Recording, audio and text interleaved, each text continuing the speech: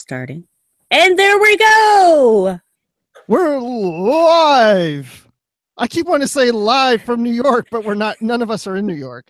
But Those who are watching and listening right now, we are live in New York, right? Because you're there listening. And we're live everywhere else in the world. Yeah. So that's partially true. Who are watching and listening right now, we are live. So I just want to welcome everyone to our live show. It's called Live from the Edge. It's part of the Edge podcast here on Trek FM, where we talk about Star Trek Discovery. And we like to do this live show Monday evenings, and we do it at 9 p.m. Eastern, 6 p.m. Pacific. And so you have to translate that for wherever else you are in the world. So I'm Bruce Gibson. I'm just one of your hosts. And of course, we also have our other wonderful host, Brandi Jackala. Oh, thank you for calling me wonderful. That makes me so happy. Yeah. Hi, I'm Brandi. Sorry. So, wait, why are you sorry?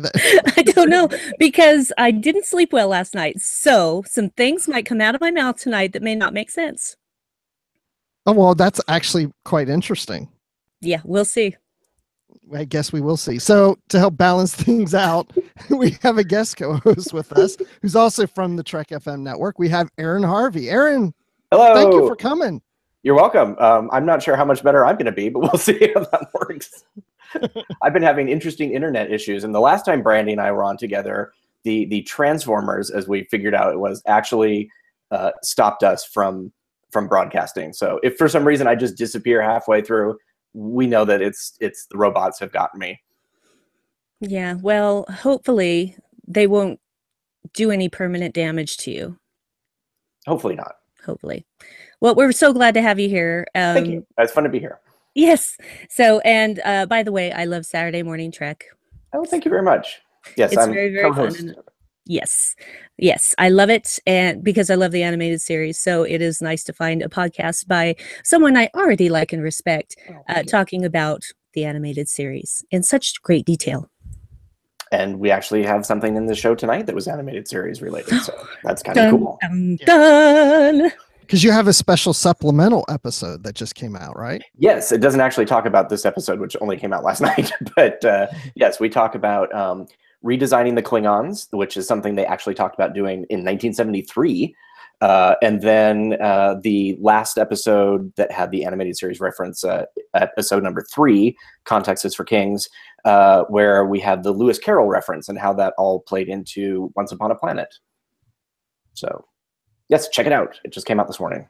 I just downloaded it actually like 5 minutes before we went on air. Cool. You did not get the long extended version where there was 20 minutes of blank space that we fixed it, got rid of. Yeah, that was fun. It's been one of those weeks. It's just the internet's been going up and down, and it's stable right now, so we're good. But yeah, it's been challenging, but I'm glad to be here.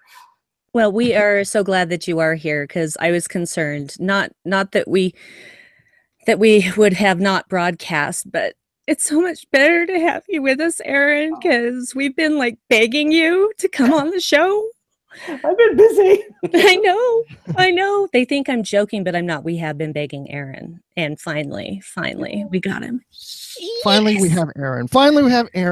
And the great thing is, it's not just the three of us. It's anybody who's listening and watching us live, and everyone can participate. So we definitely want to encourage that participation, and there's several ways you can do that. So if you're on Twitter, you can send tweets to us at Trek FM, and you can use the hashtag #LiveTheEdge. And then you can also, if you're on the link, of course, watching and listening to us on YouTube, there's a YouTube chat there on the side, and that's a great place to have conversations, not just with us, but with everybody in the chat room. And of course, we will participate and talk to you there also. But if you're in the Babel conference, we have a Facebook post there, and you can make comments in there too. So there's 3 ways. I'm watching it all. I'm monitoring 3 things and driving myself crazy as I do it. You're like Uhura. You're monitoring all of these channels. Hailing frequencies open. So if we're like looking around like this, and like it's like when we're not looking at each other, that's because we're looking at screens. Yes, that's right. I don't have shifty eyes normally, but during the show I do. Well, where the camera is, I swear that whenever it's like, why are you looking over there? I'm like, I'm not. I'm looking at you. I'm like, no, you're not. So. Yeah. Okay. Were we here to talk about something? I think so. Oh, yeah, I yeah, yeah, think yeah, we yeah. will. That thing, that Star Trek Discovery thing. Okay, yeah. We had a new episode of Star Trek Discovery last night. Choose your pain. I have to say it like that. I can't just say choose your pain because it just doesn't carry the same weight. But does that title remind you of anything? Vaguely, but because I am sleep deprived, I am not making the connection. It's just a big black hole in my brain right now. Okay, because on Twitter, Skipper8210 says, and I thought the same thing too, it kind of reminds me of the Final Frontier movie. She says, Lorca's pain defines him, but he isn't given the choice to remove it. I need my pain. Oh. Well, does it remind you of Star Trek V at all, and Kirk and his pain and the others? Yeah, I don't think there was a Star Trek V. I think you're mistaken. Yeah, I have bad dreams about a fifth movie that doesn't exist. No, I've seen it. I saw it in the theater. Hey, wait, Star Trek V and Episode 5. See, there's a connection. Yeah. Well, so you saw Star Trek V in the theater, even though it doesn't exist. It does not exist anymore. I can choose my own reality. So, and I think I've tried to watch it because there's this disc in my set of movies from the series, and I thought, well, what's this? Let's put this in, and it was just all nonsense, and so I turned it off. I don't know what they were thinking putting that in with my movies. Spock having like another sibling, that's just ridiculous. Someone we didn't know about, and Sarek was married to a Vulcan princess. What? No, that was just it was a fever dream. It was a fever dream. Well, there you go. And Sarek was in that scene with the Vulcan princess. So Sarek, and it's 5, and it's got another sibling of Spock. So could Discovery be a remake of Star Trek V, The Final Frontier? As I'm acting like I'm asking this seriously. Oh, please, God, no, is my gut reaction. So there you go. They come across a floating head, then we know. Floating heads. Gotta love those floating heads. I would love to see a floating head. Well, it is October and Halloween is nearly upon us. Who knows? Who knows? Just watch the beginning of The House on Haunted Hill. You'll see 2 floating heads. Hey, well, Grant Davis in the chat, this is for you, Aaron. Grant says he's glad that the blank space in Sunday Morning Trek was real. He thought he was going nuts.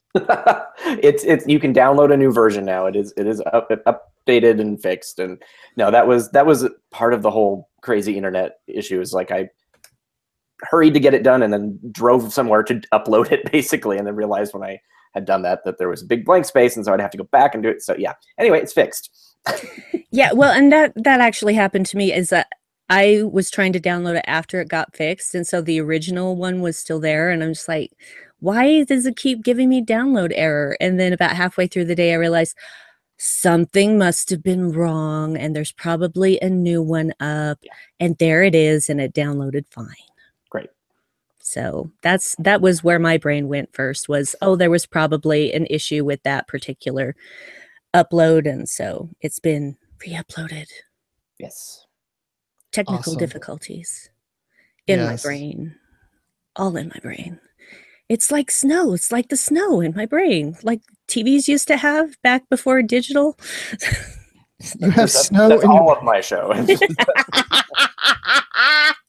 It's all fine. It's fine. I used to watch Saturday morning cartoons with a lot of snow because we had an antenna and some signals didn't come in that well. And so it's like we had to really like squint. If you squint a certain way, the picture would actually look a little better in the snow. I already had astigmatism, so squinting was like my normal setting because my mother didn't believe that I was having vision problems until I was in 5th grade. And my teacher said to my mother, please take your daughter to an optometrist because she can't see the blackboard.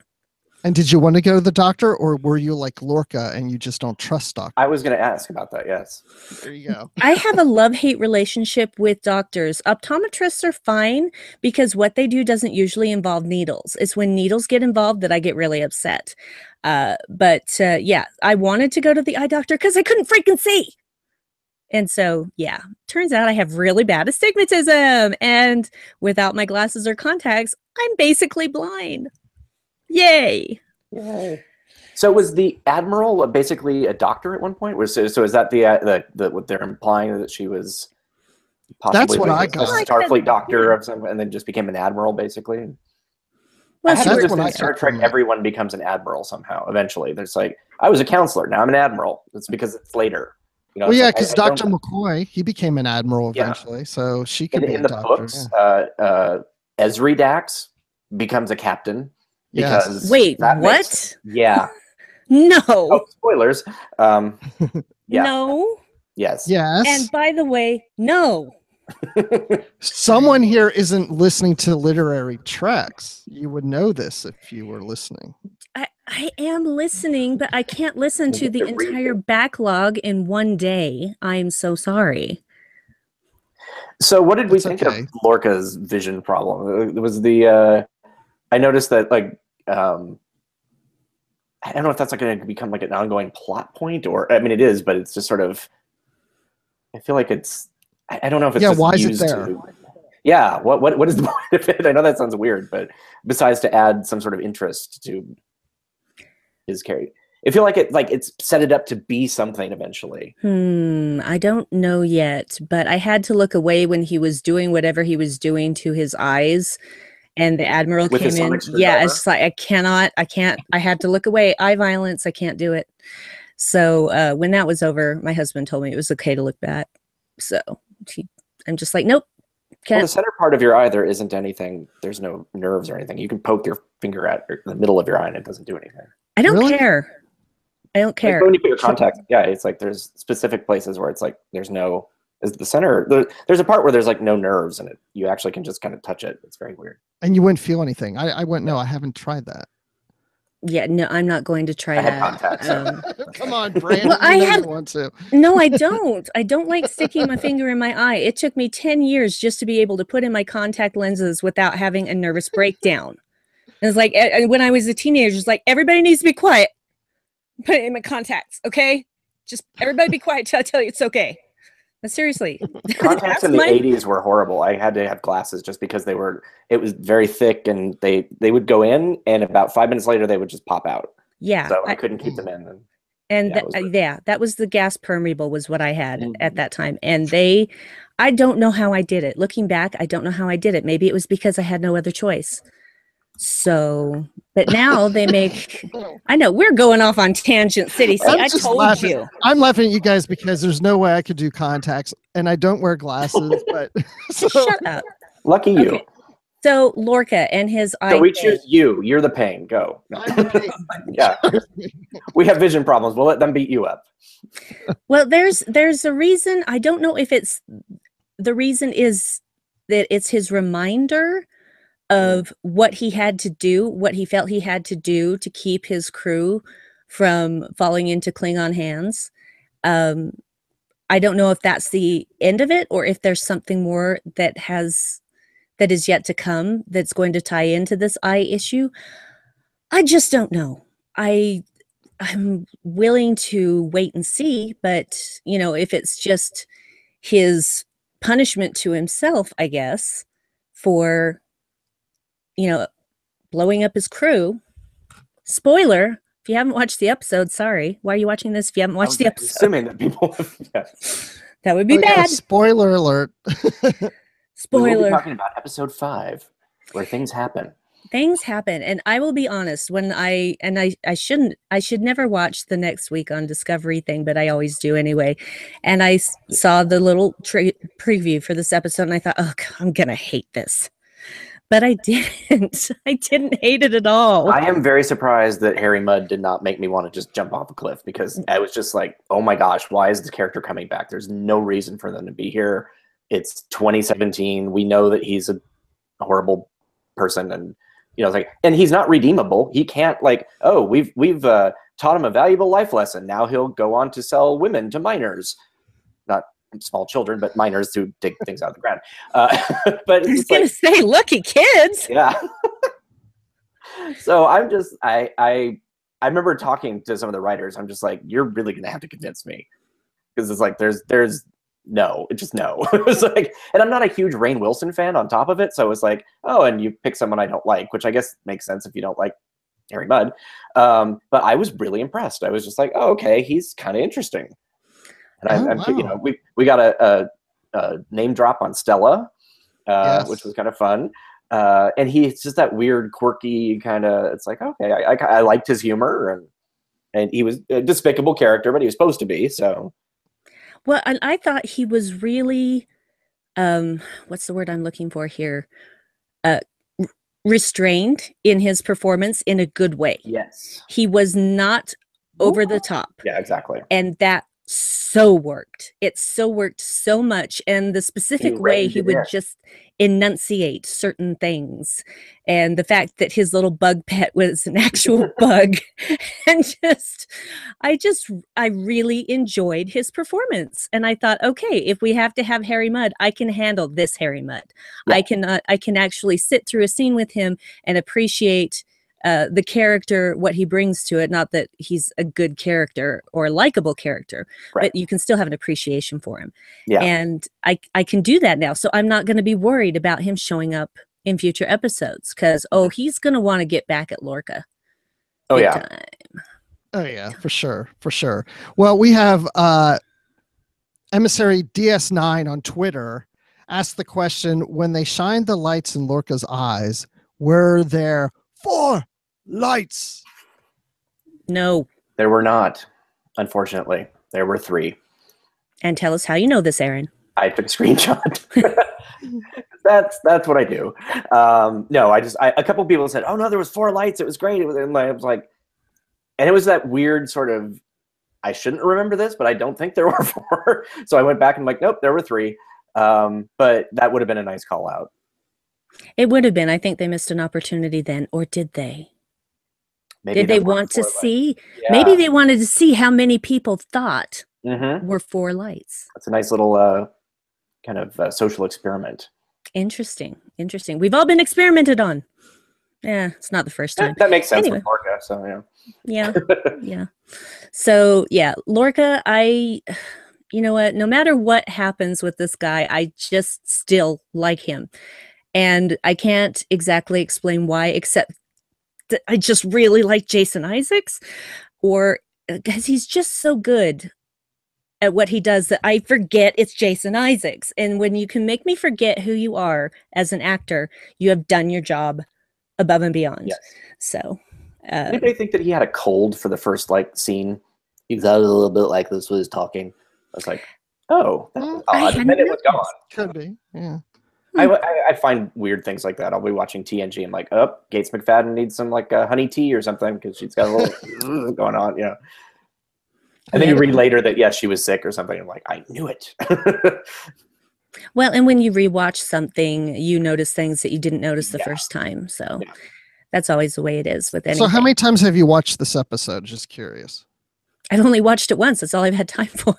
I had 1 in that quarter. Something like that. I kind of skipped around okay, that part. Yeah. Okay, yeah. I watched it twice. I watched it last night, last night and right before we got on the show. So it's fresh in my mind. Good. Yeah, I didn't have time to do that. However, last night we actually watched the episode on my computer instead of through one of CBS's apps, and there were no freezing issues. That's interesting.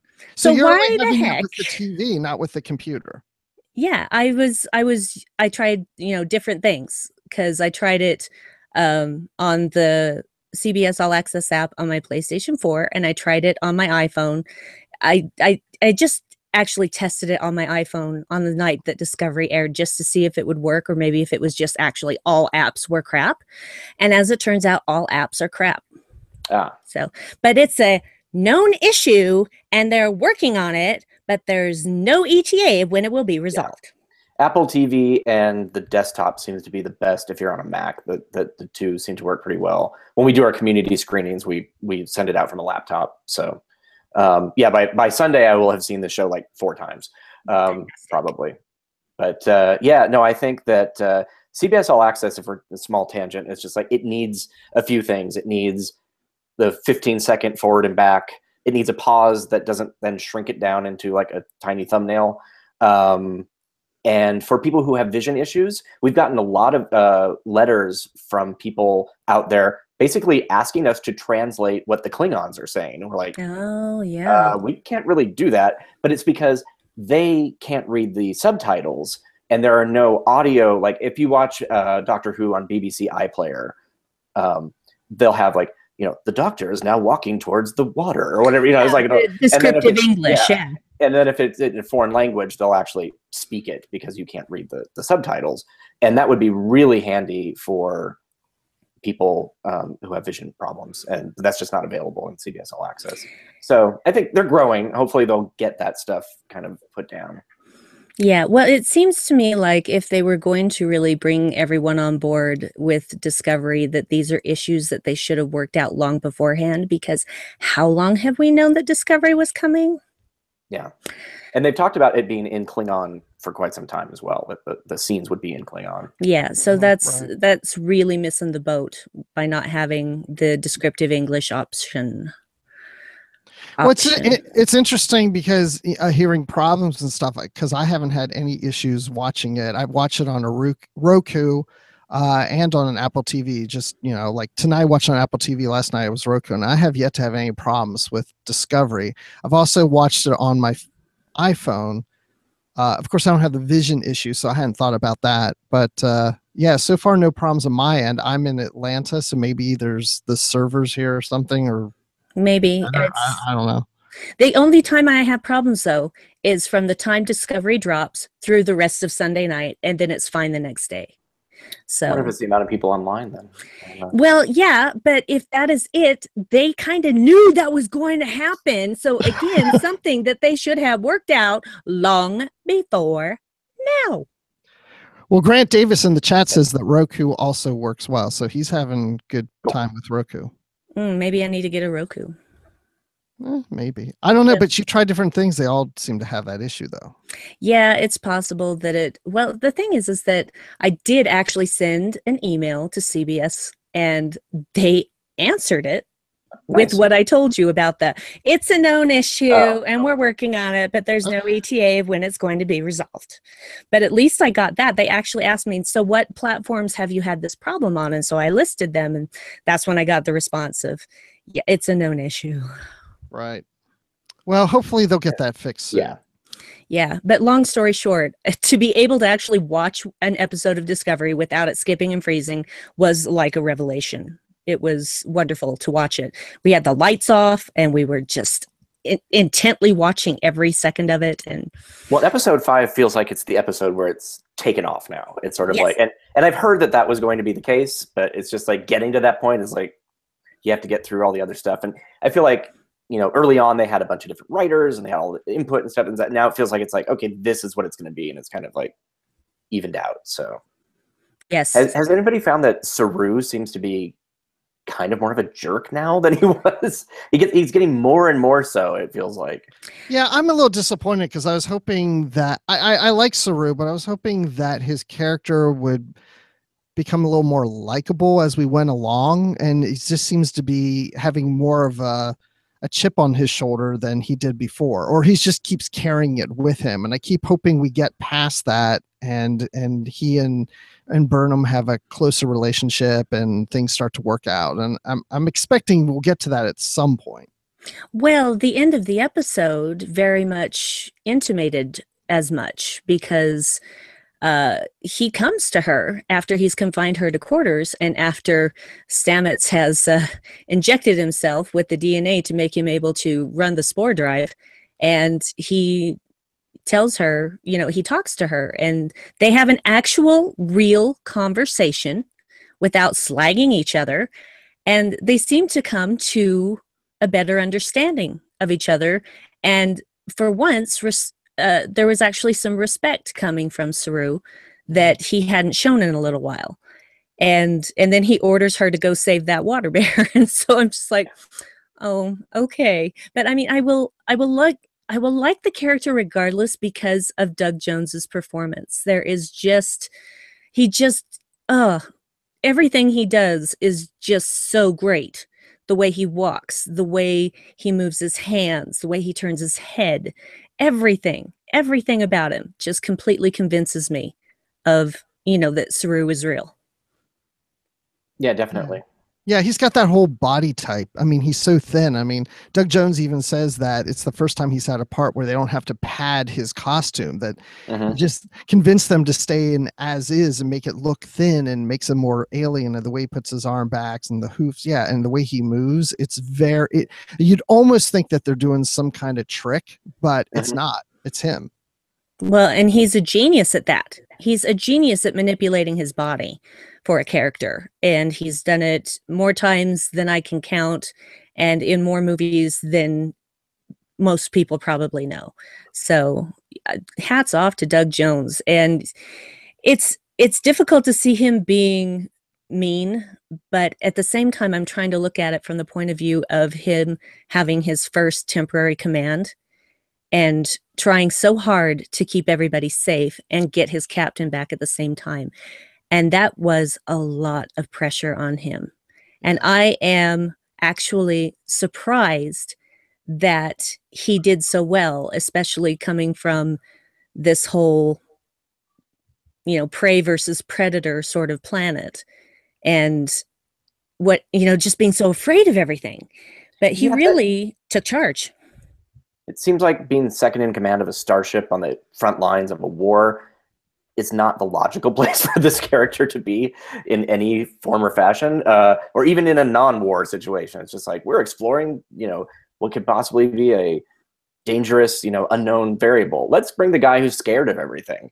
That to me is an interesting choice. I'm curious just to see what brought him to Starfleet and how that happened. Yes. I'm sure that will be explored in a book somewhere at some point, or even a backstory in the show itself.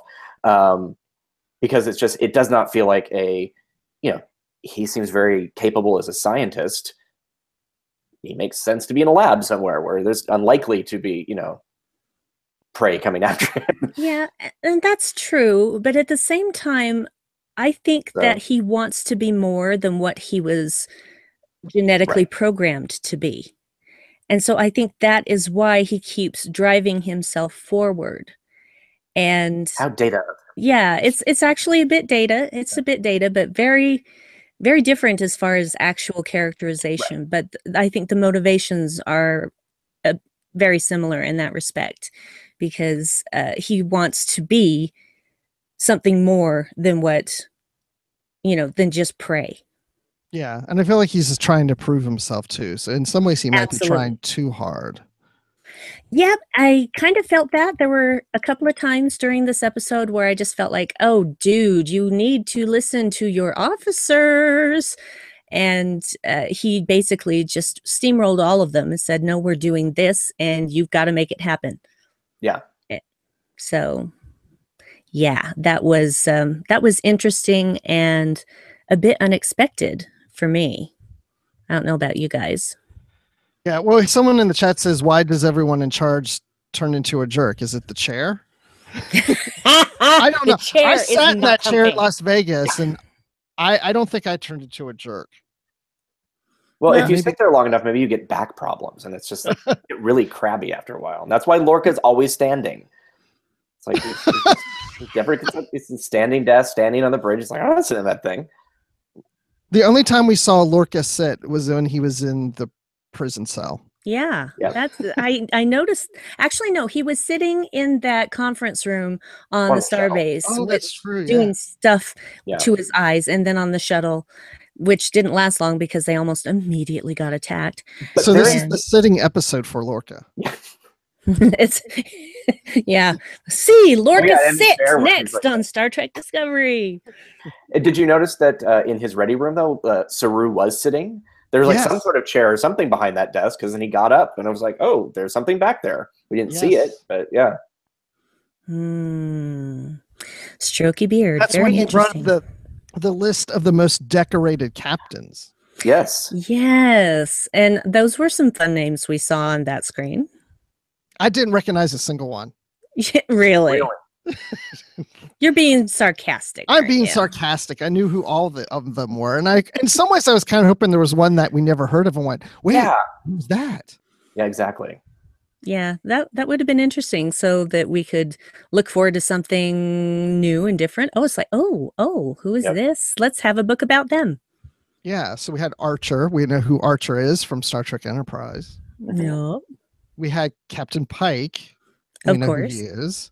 We know we had Matt Decker, who we know from the original series. Yep. We had Captain Giorgio, which we know from Never Discovery. heard. And then we had this Robert April guy that I don't know. Maybe he's appeared somewhere in Star Trek, maybe on an animated series. Yeah, Hmm. possibly in the very last episode. Vaguely familiar. Mm. It was the counterclock incident. It was sort of the proto Rascals episode. It was the crew end up backwards aging basically. So Robert and his wife Sarah were in mandatory retirement at 75 or something like that. Some silly now age, but in 1973 I guess it made sense. And so they were on their way to a retirement ceremony sort of thing. And they de-aged them. So basically he'd be younger than he would be in Discovery in the Enterprise or in the TAS episode. But he was originally, the name Robert April was what Pike was supposed to be. He was in the TOS pitch a long time ago. And then they pulled that out and used that for this episode. Yes. And Robert April is the first captain of the Enterprise, the 1701 Enterprise. Yeah. Yes. And it's Robert M. April or Robert T. April. I think it's probably the M because they've used T for Kirk. So I'm sure if they retconned it and they used his middle name, it would probably be the M. Well, and James T. Kirk wasn't always James T. Kirk, because if you watch the original series early episodes, he has a different middle initial in one of them. Well, That's yeah. true. But yeah, so if Robert April was fighting against Gary Mitchell, then his initial would change. Yes. And there you go. That's where it might be T, actually. Like that. Or what's the opposite of M, like the other side. No, there's been I've looked up things where I've seen in magazines where it said at the time James T. Kirk as an ad.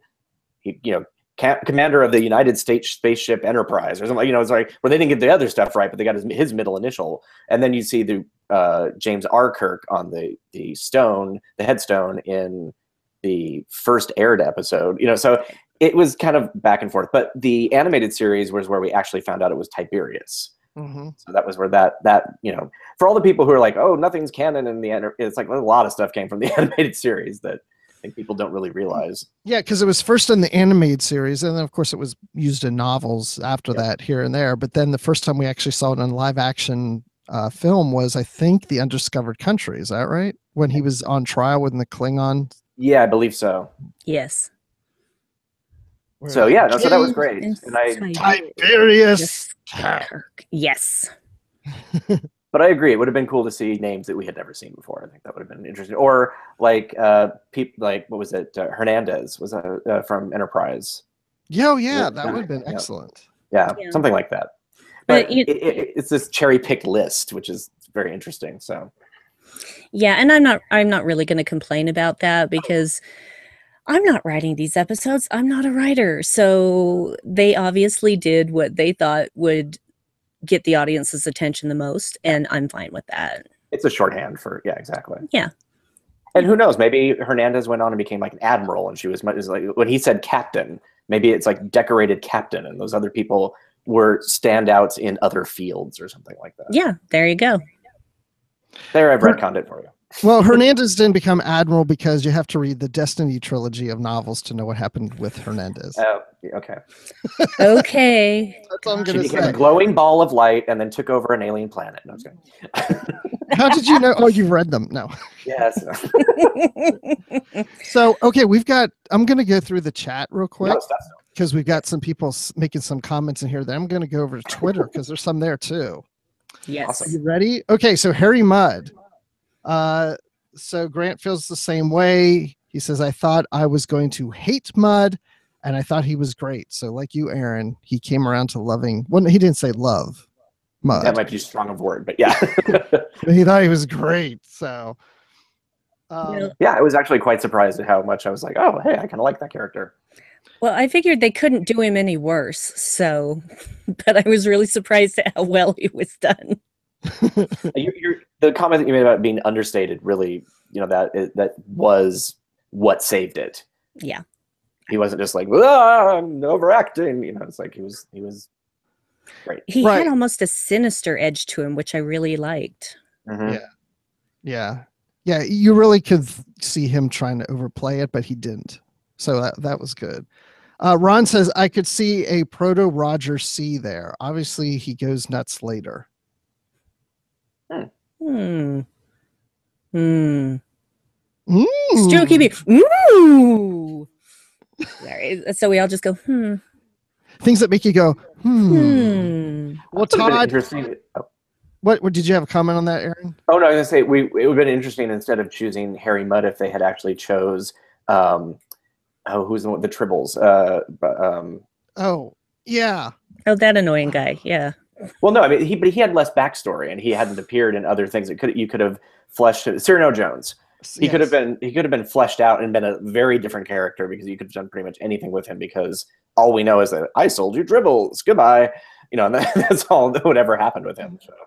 Yeah, we're watching the episode, and my daughter was watching with my wife and I. And when Harry Mudd shows up, my wife says, "That's the guy who sold the Tribbles." I was like, "No, it's not. No." And she's like, "What?" I'm like, "I'm not going to explain it now. I'm trying to listen to the episode. I'll explain it later." And I was surprised at the very end of the episode. She goes, "Oh, it wasn't Harry Mudd. It was that other guy that did the Tribbles." I'm like, "Thank you." Yeah. But they are getting kind of similar. They're swindlers. Yeah, fast talking. Yeah. I think as a child, I probably melded them together in my head as like one person. Yeah, and that would make sense because they were both just on the make, trying to unload something. Similar body types, the way they dressed them had that sort of, flamboyant, like carpets and stuff thrown on them, like random tassels and all sorts of stuff. So. Okay. So there's things that I want to talk about. So that's why we're here. Does anyone feel that Lorca's escape was too easy? Yeah. Yeah. And that ties into, I bet, where you're going with another thing. Yes, because there is a theory floating around, and I can't swing a dead cat without hitting it. I would never swing a dead cat. That would be terrible. But that nice. That was good. That Ash is actually Voke in disguise, having been given the retrovirus to give him the smooth forehead, and it's etc., and that he's a plant. Well, even him beating up Laurel in the hallway was like, if I just keep beating you, eventually Lorca will come back, and there he is, and got to get away. It's just it all felt a little stagey. It just was like, you got to hit me really hard so it looks convincing, sort of a thing. Yes, but are we absolutely certain that was Laurel? Yeah, I think they even said it was on After Trek. Oh, did they? Okay, then. I thought so. I didn't watch After Trek. Neither did I, but somebody had asked that same question, and they said, no. They said blah, blah, blah. I'm like, so. Okay. Yeah, I wasn't 100% sure if it was her or not, but I thought it probably was. I don't think they would have spent so much time with at the end when she got phasered and all that stuff if it wasn't her. Yeah, but when she was fighting with Tyler, my wife said, "Don't Klingons fight as foreplay?" She goes, "Is that what's going on here?" That's exactly the same thing that I thought. Is like, oh, she's getting into it now. Because how many broken bones did Jadzia Dax end up having during her courtship with Worf? Yeah. So, but that actually, it hadn't occurred to me that Ash would be Voke, and I suppose that it's possible. I just don't know what to believe. I don't trust that guy as far as I can throw him, though, because I felt like it was way too easy. In fact, just totally borrowing from another series, they're tracking us. It's the only possible explanation for the ease of our escape. They let us go. So, I just feel like a prison ship would have a lot more security. A lot more. I'm just gonna steal a ship, take off, bye-bye. Yeah, There's also part of that theory is that online, if you went a while back to Memory Alpha and to Internet Movie Database, there was a lot more information on the guy playing him, who was like a Second City television just basically some generic one or two things, like a commercial, and like there doesn't seem to be any reason to be like that would be the person that they would choose for this kind of key role for Discovery. Yes, sometimes people have never been in anything and go onto TV. That's not proving anything. But the fact that then they removed all of that and the only thing he's known for is Star Trek Discovery. Okay, so I have something like why? That's weird. I don't quite get that. So Voke, like you said, there's the actor's name on IMDb for Voke, and he's just got that one credit. And then if you go to, and I can't remember his name, but the actor who plays Ash Tyler. Yes. He's got a different name. His Yeah. birth name, yes. His birth name, though, is different from his stage name. And the last name of his birth name is the same last name they use for the actor who played Voke. Okay. Just saying. That's we got a conspiracy on our hands, folks. Conspiracy. Just because it's a theory doesn't mean it's wrong. No, it's not. So we do have a Twitter poll out there actually about Ash Tyler connected to this show that you're listening to right now. And so far, here are the votes. 44% think that Ash Tyler is just a Starfleet officer, while 29% think it's Vogue, 24% think he's a Klingon spy, and 3% think he's Lorca's lost son. Wow. Lorca's lost son. Who's like almost his age. Exactly. Well, things work weird in the sci-fi area. No genetic engineering. Stop it. No, it's just people live longer. I mean, how long did Dr. McCoy live? I mean, he lived to see the Enterprise D. Come on. Yeah, but not at this time period. No. That is true.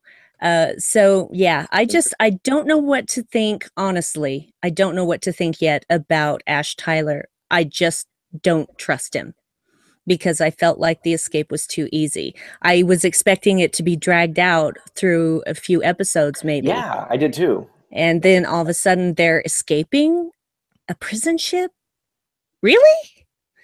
Just seemed too convenient. Yeah, it did seem too convenient. You know, in the chat, Steven's agreeing that he thinks it's the same actor for Vogue and Ash Tyler. It'd be interesting to do some sort of like put them together, and even though he has makeup on, see if you can find some sort of facial structure or something that you can match up and see if it's the same thing. Like, his eyes are exactly the same, whatever. I thought about that with the eyes. Yeah, but he probably has contacts in him. Since we learned earlier in the show how to put contacts in, we know how that works. Well, somebody out there who has really great computer skills, go do a deep dive on this guy and let's find out the truth. True. Yes. So NeoStar9 says that he could see that the actor is playing two roles. Doesn't mean that it's the same character is the same person, but he could be playing two roles. It wouldn't be the first for Star Trek. So, but remember originally he was supposed to play a Klingon, and then they said nope, now he's not. He was supposed to he was supposed to play Cole. Hey, we can edit that out later. Oh wait, no, this is live. Yes, he was supposed to play Cole, and now he's playing this Starfleet officer. Right. So there's a lot of just weird coincidences, even if it turns out that it's not what it is. It's like you can see why we might have put that together. And maybe they're doing that on purpose. Maybe it's total misdirection. Like the whole idea of like, it's Section 31. I'm like, or it's not. And it's just like, because, Section 31 normally isn't quite so, hi, we've got a ship and a badge and a uniform and a thing. And, so it could just be like, look this way. Yeah, well, this happens over here. Everyone's a mirror universe person. I feel like it could very well be a red herring. Yeah. And if it is, then bravo, because you got me. But I just don't know what to think yet. I don't have enough information. Going on my intuition alone, I don't trust Ash Tyler because there were certain facial expressions that he did, like after Lorca told his story about what happened to his crew of his last ship, that the Ash has this look on his face, and I can't tell if it's disdain or anger or sadness or what it was. And I just thought, that's really good. Whoever this guy is, he has made me question what he's thinking because I couldn't tell. Yeah. And it's just, we'll see. I guess we'll see. So, okay. Brian in the chat says, I recently read a magazine that he becomes a member of the bridge crew. If he is a plant, he'll get some good intel. Well, interesting. I wonder. Yeah, we'll see. We'll obviously see. So I don't want him to be a plant. I was like, oh yeah, another bridge crew member or another member of Discovery. This is cool how he'll probably be like, Lorca's favorite officer or something. No, yeah, I would know.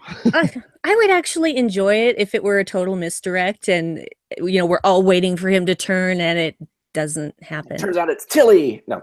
Tilly, no, don't. That's my Tilly. You leave my Tilly alone. Silly. Oh, the Tilly that drops the F-bomb? Yes, the Tilly that drops the I put it out there. Yeah. We knew we had to get to it eventually.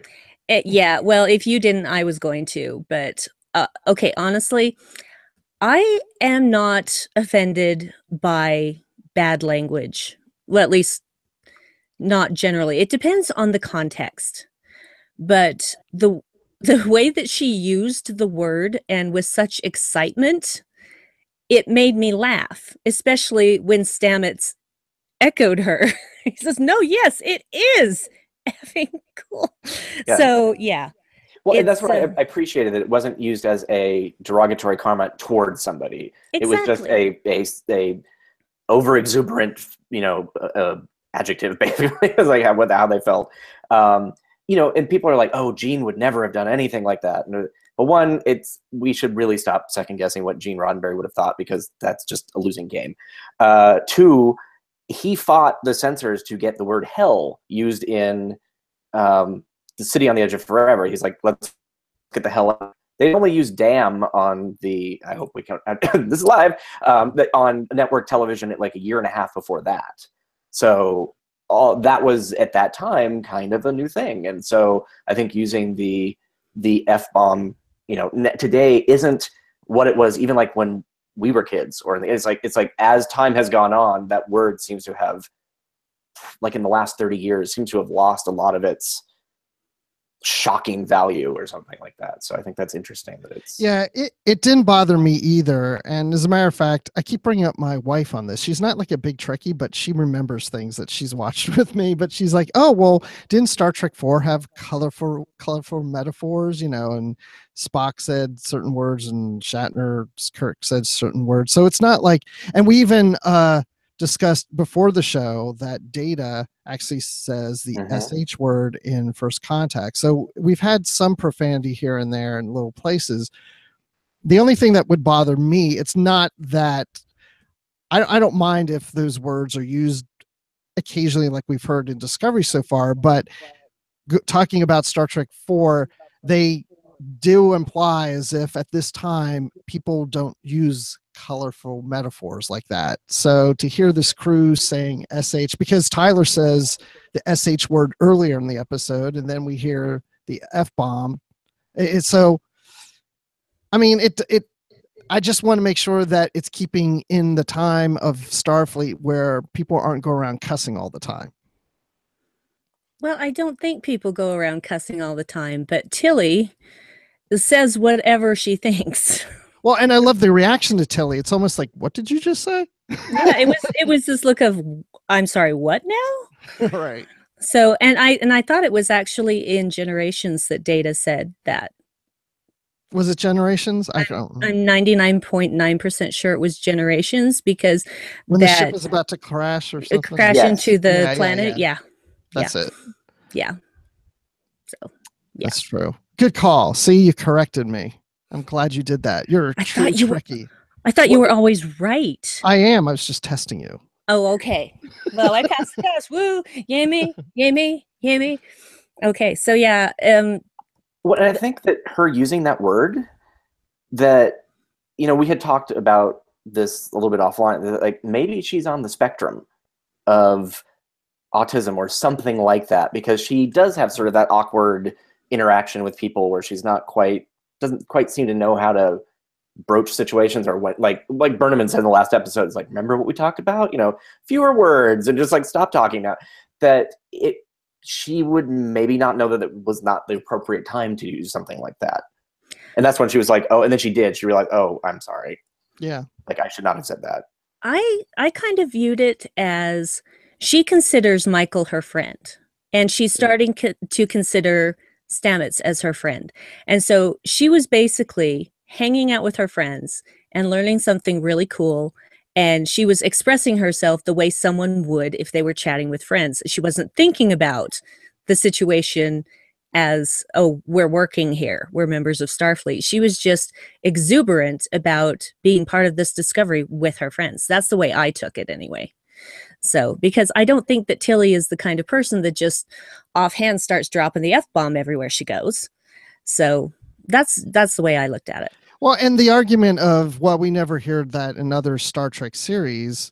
Well, in life, I've worked at different places where I've worked in departments where people were cussing like sailors. And then I moved to another company or another department and no one said anything like that. You know, it just depends the group you're with. So you can have one group of Starfleet officers that could feel comfortable saying, not that I'm saying Discovery is going around, cussing all the time, but just because you don't hear it from one crew doesn't mean you're not going to hear it from another.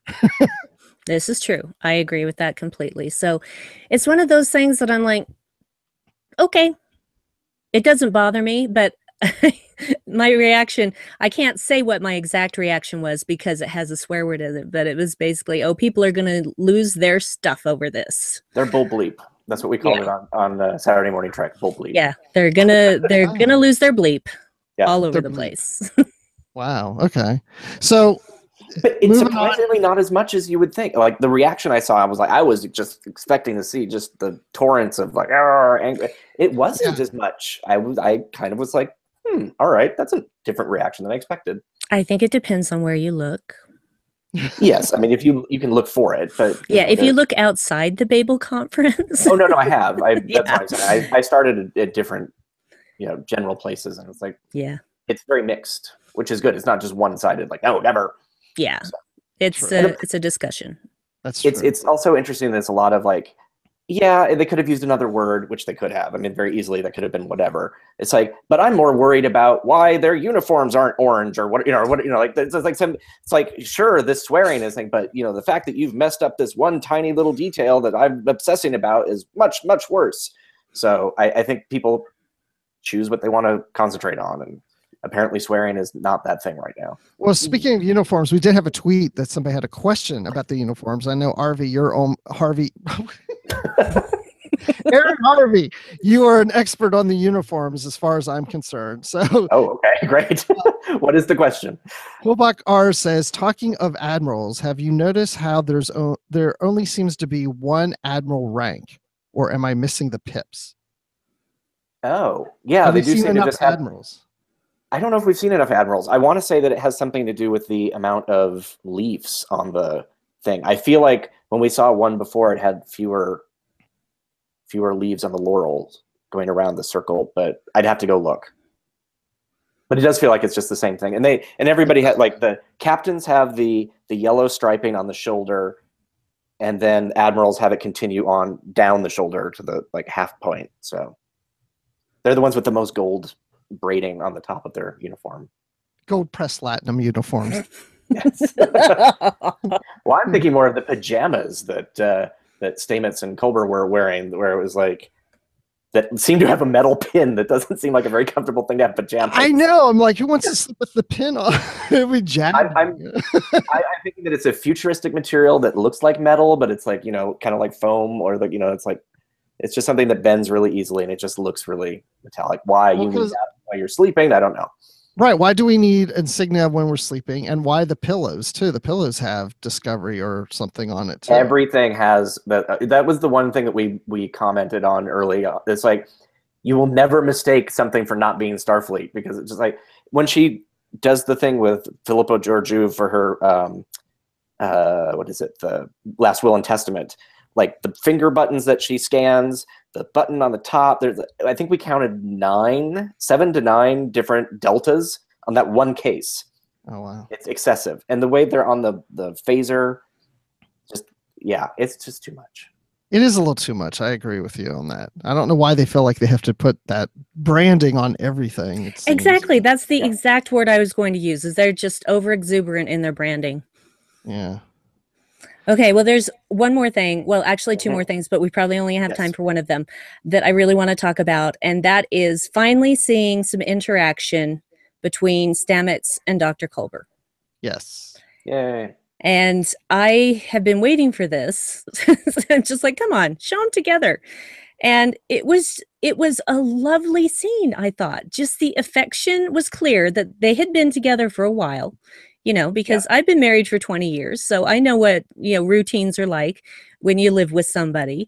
And just the concern that Dr. Culber was expressing, it's like, I was worried about you. And Stamets replying with, the ship was in danger. And he's like, yeah, and he's like, no, you were in danger. And that just went, I just went, oh, that was just so perfect. And that scene could only work in the future, because if they had toothpaste in their mouth, they would not be able to talk as clearly as they did in this episode. Obviously. And they obviously still have electric toothbrushes, though. So. I love the buy those. We buy because people have. So I typed in futuristic sonic toothbrush, and it was literally the first thing that came up.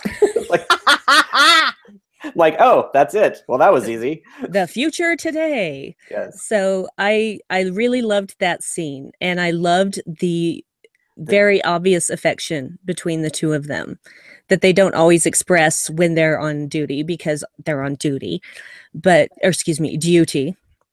And I just really enjoyed that scene, but I just felt like something was off with Stamets, and that final scene really kind of proved that to me.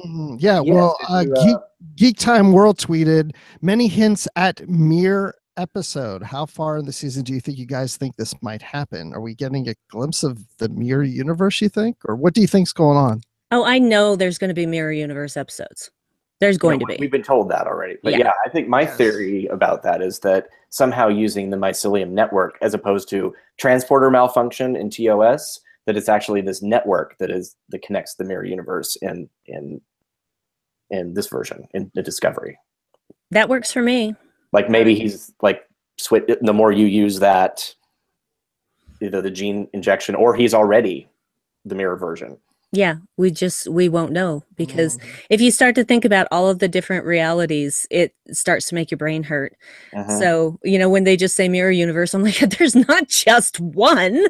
Yeah, that's what I'm hoping. It's like that we don't see the same Mirror universe. We see a version. I think. I don't want to see the same Mirror universe, because there was the 2 Mirror universe episodes in the original series, and honestly, I did not like the Mirror episodes in Deep Space Nine. They just did not work for me. There were too many of them. I'm like, I don't care about these other people. Well, and they wouldn't, by that time, that the people would not have come together to make those people. Yes. Eventually, over time, things would have drifted so much that you would never have gotten a Picard. You never would have gotten so you have to suspend that disbelief on top of it. So that I always believed that those were just variant of the Mirror universe. In fact, in one, they had like a cloaking device, and another one, it seemed like they had never heard of it. So I'm like, oh, maybe these literally are 2 different Mirror universes. Yeah, and that's fine, but it depends on how they do it. It really depends on how they do it, and I guess we'll see. Well, obviously, I don't guess we'll see. I know we'll see. So I hope. I am intrigued by what they are going to do with it, although I'm not really sure I want any more Mirror universe. However, with the quantum physics that they're working with the spore drive, it would actually make sense. Yes, that is true. And I love at the end the effect, I guess they have a digital mirror in the bathroom as well, because it felt like it's like, oh, the mirror buffered, because you're getting like the delay of what happened, but that made it so creepy. I know, it was so creepy. Just like I'm smiling in the mirror because I had just done that just a second ago, but it made sense then, and then I walked away. But you didn't get the reflection of Hugh in there. It was just like, yeah. Yes. So I'm intrigued by that, but I think we're going to have to wait to see how that pans out. I think there's going to be more, do I want to say deterioration with Stamets? I guess we'll see. keep saying that, but I feel like he's going to go off the rails a little more. He seems to be fine, and I don't think he's fine. And so I am looking forward to seeing what happens with that, because I have come to really like Stamets, and I just it's not the kind of character I usually like, but I care what happens to him. They've made me care what happens to him, so I'm ready. I'm waiting. Give it to me. Give it to me, Trek. Well, you get your chance next week. We get more Trek. Woohoo! So I tried to do that softly so that I wouldn't make my mic peak. I'm really good did at a good job with that. And the audience just jump away from their headphones. Yeah, I'm unfortunately really good at making my mic peak no matter how far I turn it down. But anyway, so well, we are over an hour. So let's go into our final thoughts, and I'll do my reading that I do, and gosh, we could go on for another hour. I feel like we have so much to talk about. This was a good dense episode that has I feel like we'll stop and then we forgot to talk about X, Y, and Z. Yeah, and there's still other things that I wanted to talk about that just aren't as important as what I did talk about. So final thoughts, Aaron. I can't wait to see more. I felt like we got into the meat of the stories. We're getting to know the characters better. I'm still treating this as a big arc, so it's hard to take just this slice out of it, but I did like this slice. This slice of cake was great. Good filling, good frosting. Everything was perfect. Frosting. With little sprinkles on top. Yeah. Oh yeah, whipped cream. And Bruce, what are your final thoughts? They're little spore sprinkles that you put on top. I like this episode. I've liked all the episodes so far. I agree with what Aaron has said. The only thing I'll really add to it, though, I liked about this episode is I felt this is the first episode and maybe I'm wrong because I haven't really thought about that much, but I feel like this is the first episode that didn't focus so much on Burnham, that she was one storyline and Lorca was another. So we had a nice balance where it's like half of the story was actually focusing on another character instead of Burnham. And that's what I like to see it when the different Star Trek episodes focus on one character versus another for a while. And I feel like we'll see more of that as we go along. Indeed, I agree.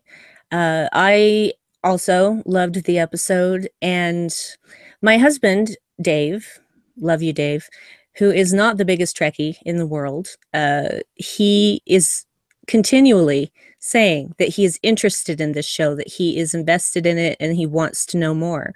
And I am so excited that we have this experience together, because it didn't really happen with Voyager because we didn't know each other that entire time. So we didn't do that one start to finish. Enterprise just, got preempted a lot, and we never saw all of those episodes when they were first run together. And so this is the first time that we've been able to sit down together and enjoy something thoroughly as far as Trek is concerned, Trek series is concerned, I should say. And it's great. So the fact that he likes it makes me like it that much more.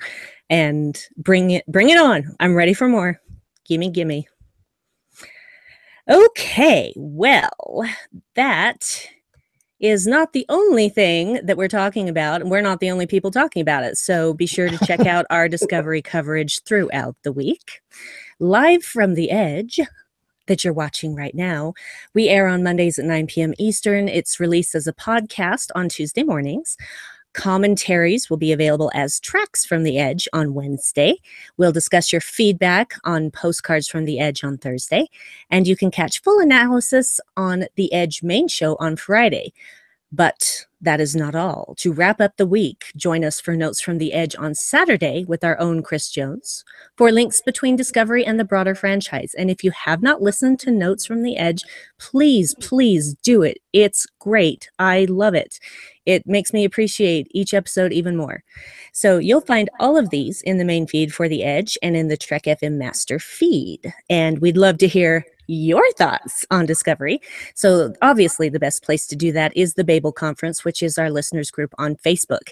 And there, Amy Nelson will collect your feedback for Postcards from the Edge. And you can also find us on Twitter at TrekFM, or send us email using the contact form on our website at trek anchor.fm/contact. Choose to send to a show and choose the edge. And we'd also like to thank our associate producers, Norman C. Lau, Tony Robinson, Thomas Paleo, Lisa Slack, Shoab Mirza, and a brand new associate producer, Richard Rutledge. Thank you so much, Richard, for joining the AP team. Woo-hoo. And if you'd like to help us keep all of our shows going and even become an AP like Richard, then visit patreon.com/TrekFM for all the details. I'm done now. You're done. Well, I guess that's the end of the show. Yeah, that's my spiel. My spiel. Hello. Spiel is done. So, Aaron, where can people find you online? You can find me on pretty much any social media thing with the username Geek Filter, and on the network, I am the host of Saturday Morning Trek, our animated series, and all things Trek in the 1970s podcast. Yay! That's where the snow comes in that you watch on TV. The snow. Yes. And if at the end of this last supplementary episode, we actually are adjusting rabbit ears to get Discovery, which makes no sense, but it's fun. Nice. Brandi, people want to find you online. Where can they do that? Well, you can always find me lurking in the Babel Conference on Facebook, and I am Brandywine12 on Twitter, and that's Brandi with an I, W-I-N-E, 12. Also, I have a podcast with my dear husband, Dave, called The Inside. No, that's the old name. The Dark Corner Podcast. Dave's going to kill me when he hears this. The Dark Corner Podcast. And we look at basically whatever we want to, but mostly we filter pop culture through a darker sort of lens. Our most recent episode actually has a live show that we did. My husband and I have a 2-person improv team called Brave and Dandy, and we recorded our show that we did. We were the headliners that night, and so it's a really fun listen.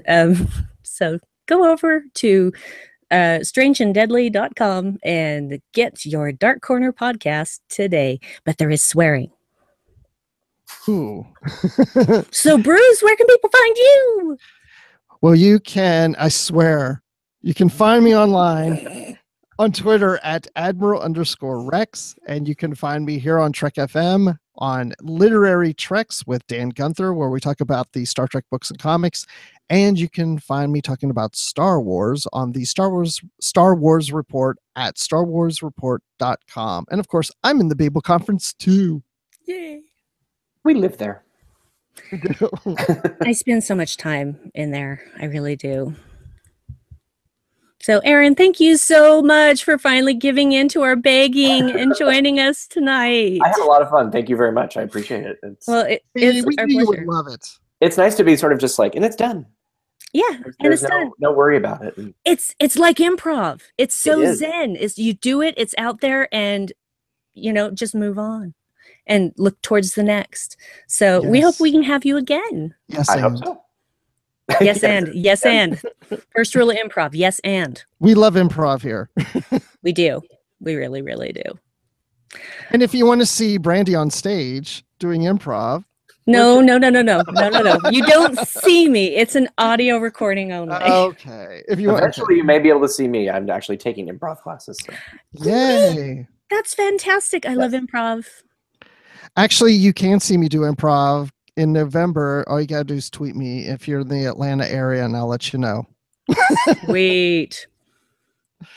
So I guess that's it, right? Yeah, I think Live, that's- long, and prosper. That's our ending. Live long and prosper. Yep. Live long and prosper. All right. Bye, everyone. Till next week. Bye.